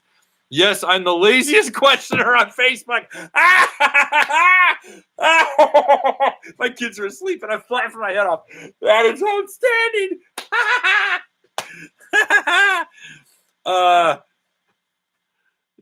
Dinosaur. Well, you spelled dino like a dynometer, and I want to know if you're working on engine dynos. It all depends on what kind of riding you're going to do, dude. It's like asking me what kind of shoes should I buy. I mean, really, are you going to go run a mile? Are you going to go to church? Are you going to work? Do you want steel-toed boost? I don't know. I mean, how fat are you? How skinny are you? How tall are you? What kind of riding do you do? How experienced are you? What body of water are you going to ride on? You know, do you have an axe to grind? Do you have to go prove it to someone that you're the baddest dude on the lake? Okay, well, there's that option. I mean, anything from a Spark to the GTX Limited. There's too many factors. You're asking me what kind of shoes should I buy? Does that make sense? You got to do your own diligence. I've done reviews on everything. So you got to watch my reviews because I want the clicks and I want the views because I'm not independently wealthy, as indicated by my garage of garbage. There's no Lamborghini. There's no convertible Hemi Cuda parked in my garage. All right. I wouldn't want a Lamborghini anyway. They don't do anything for me. I'd have very different cars if I had unlimited funds. Okay.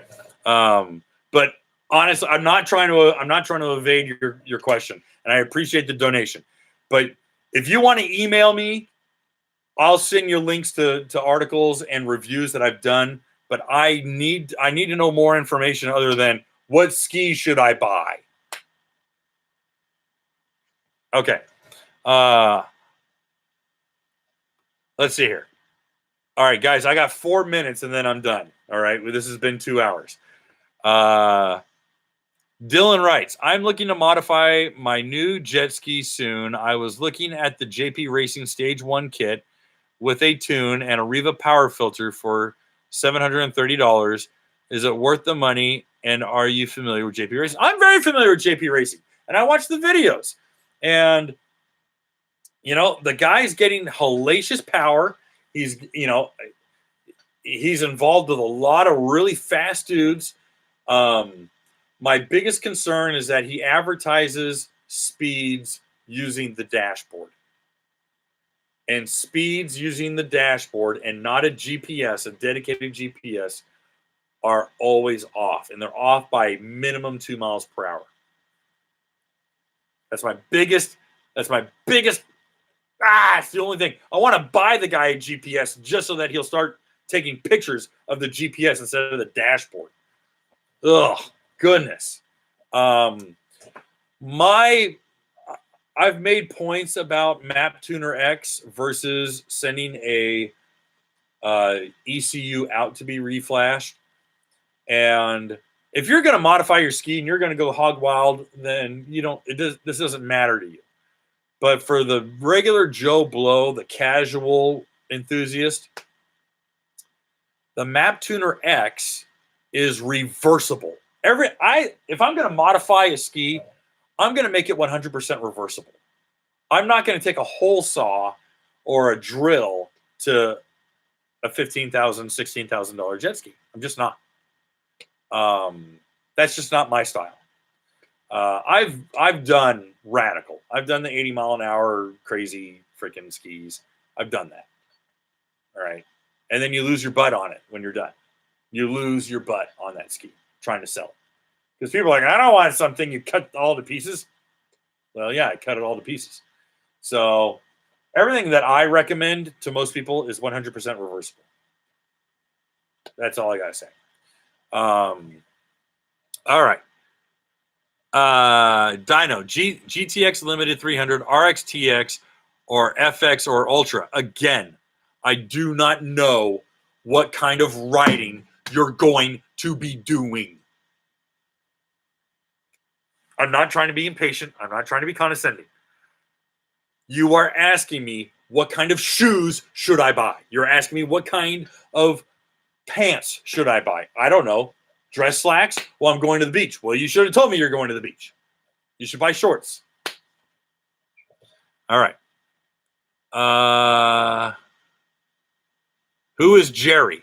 Jerry Gaddis is the owner of greenhulk.net, which is the world's biggest PWC forum. And he is also the owner of 4Tech Performance, which is one of the most prolific performance stores and outlets in the world. Jerry Gaddis is also a good friend of mine. I've known him for 15 years. And he's also one of the sharpest guys when it comes to performance tuning, and especially in developing a performance package. He just doesn't want the liability that comes with this is the Green Hulk Stage 1 or the Green Hulk Stage 3 or whatever. Okay. Guys, I'm pretty much done. Oh, Dino. Oh, you're killing me. I'm pretty fat, pretty experienced, and will be carrying the wife and grandbaby from time to time.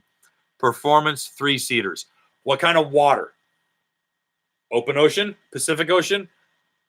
The Gulf of Mexico? A pond behind your house? The Mississippi River? The Snake River in Oregon? I don't know. All right, guys. Lake riding in Alabama.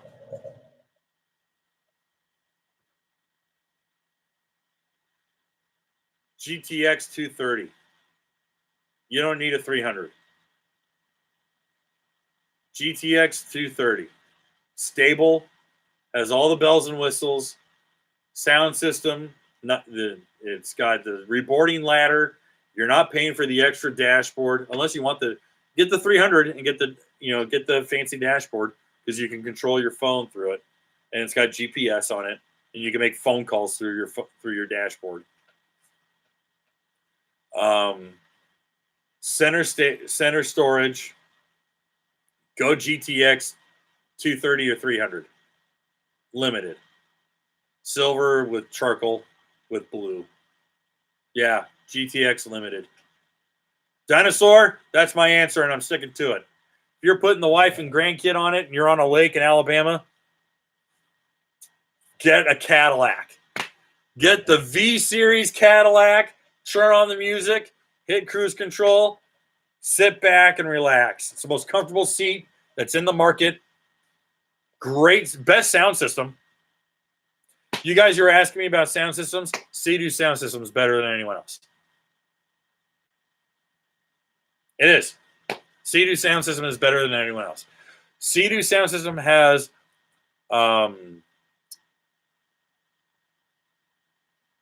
same output as the Cowie, but it's angled better. And it doesn't drown out. It's less tinny. Yamaha, less power, drowns out around 55 miles an hour. Well, it drowns out around 50. But at 55, you're just hearing like cymbals crash. Okay, guys, I am done. It is 2 hours and 3 minutes. I'm wiped out, but I'm glad that we were able to do this in the garage. It worked out. I'm still remodeling my office and our studio. So I might be doing another one here in the garage just for fun. But for right now, I'm gonna tune out. Yeah, I think we're good. Hopefully, we're able to do some fun stuff that was a little different. I don't know how I'm going to cut this one up into a week's worth of videos. Probably just the Q&A session. But for all of you who provided a super chat donation, thank you very much for supporting the channel and supporting the magazine. Guys, that means a whole heck of a lot to us. It's what keeps us going. For all of you who tuned in today, thank you again. Please, please, please share. Subscribe and share. Subscribe and share. Hit the subscribe buttons. I think that's right there. And then share it with your friends. I think it's over there. Okay. But please subscribe and please share. Help us grow. We want to get to 15,000. We got lots of advertisers who will give out a bunch of free stuff. And I don't need it. You guys can have it. So I'm happy to share the love. Guys, thanks again. I'm done for tonight, and we'll see you soon. Please check out the magazine at www.watercraftjournal.com. New articles are published every day, Monday through Friday, and new videos are published here Sunday through Friday. Okay, we do obviously podcasts on Sunday. Monday through Friday, we do little short videos. All right, guys, thanks again. Appreciate it. We'll talk soon.